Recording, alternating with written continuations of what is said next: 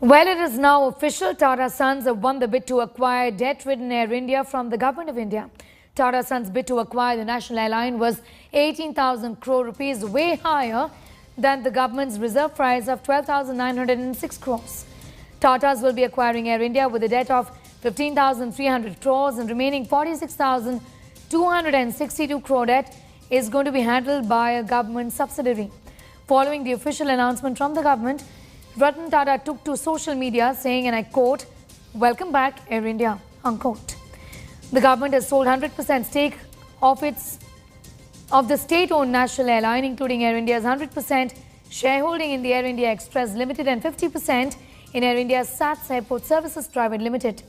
The acquisition marks the return of Air India to Tata fold after 68 long years. The Tata Group founded Air India as Tata Airlines in October 1932.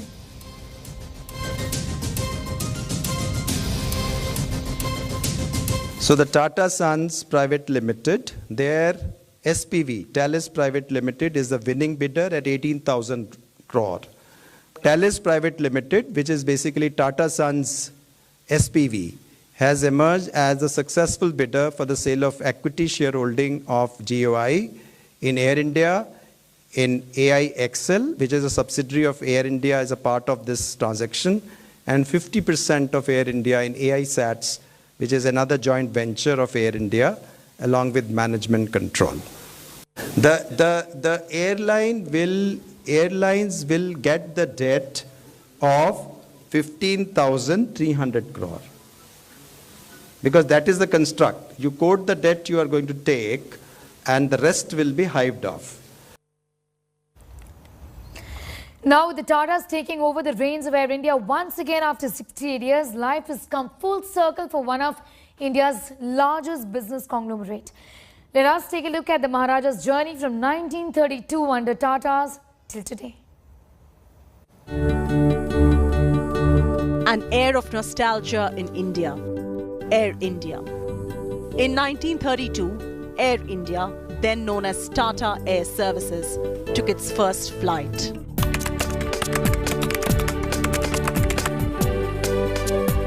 This iconic first flight was piloted by none other than Jahangir Ratanji Dadabhoy Tata himself.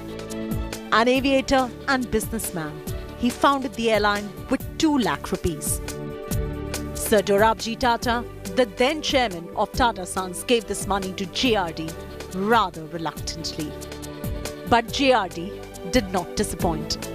He held his passion venture close to his heart and transformed it into a full-fledged business, growing it from a night airmail service to a leading commercial carrier. Eventually, it got known as Air India and Air India International. 1946, the aviation division of Tata Sons was listed as Air India. 1948, Air India International took off with flights to Europe. The international service was amongst the first public-private partnerships in India. The government held 49% stake, the Tatas 25%, and the public owned the rest.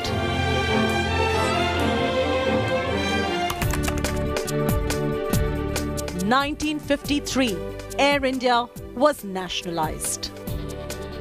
It was only in 2001 that the NDA government first attempted to divest the airline, rather unsuccessfully. The privatization plans were shelved in the year 2004 as the UPA-1 government took over. It was only in 2017 Air India privatization plans received an approval from the centre after mounting debt of over 50,000 crore rupees for the national carrier. In the year 2018, despite an expression of interest of 76% stake sale in Air India, no bids were received for the financially ailing airline. It was only in 2020, the year of the COVID pandemic, that the government listed Air India again for divestment, offering 100% stake sale this time around. Tata Group was amongst the multiple entries that put an initial expression of interest, or EOI, to buy the Maharaja. And in 2021, Tata Sons won the final bid for acquiring Air India, a landmark moment in Indian economic history and the start of the end of nationalization of the airline. The crown jewel of aviation has returned home to the Tatas full circle. In New Delhi, Chaiti Narula, India Today. All right, now with the Tatas taking over Air India, what really is going to change with a private company like the Tatas all set to take charge? Passengers should expect a sea change on this front with respect to amenities on the flight. Take a look at what could be expected. Boarding an Air India flight, an experience millions of air passengers will be familiar with. Flying on India's national carrier, common on national and international travel plans.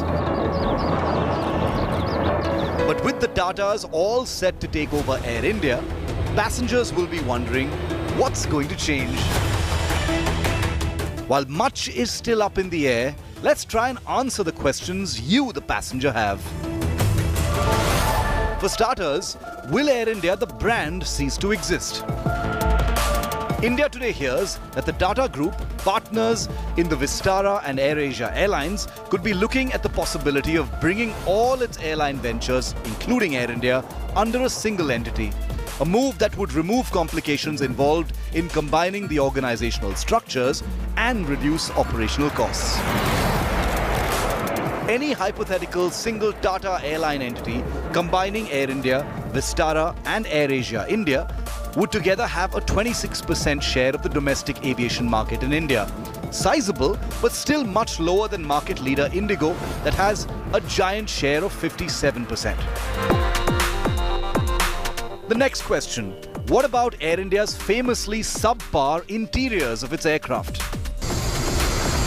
Owing to Air India's terrible financial state for decades, some of the sad occasional hallmarks of Air India include poor upkeep of aircraft interiors. With a private company like the Tatas set to take charge, passengers should expect an immediate sea change on this front. Spruced up interiors on the lines of Vistara or AirAsia. Another complaint has been the lack of modern amenities common on other airlines. On Air India, passengers have long resigned themselves to old or non-existent seat facilities like entertainment consoles.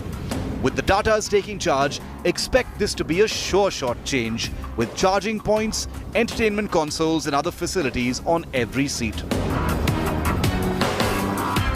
While Air India staff have strived to put on a more professional face for passengers, aloofness and indifference have frequently been complaints.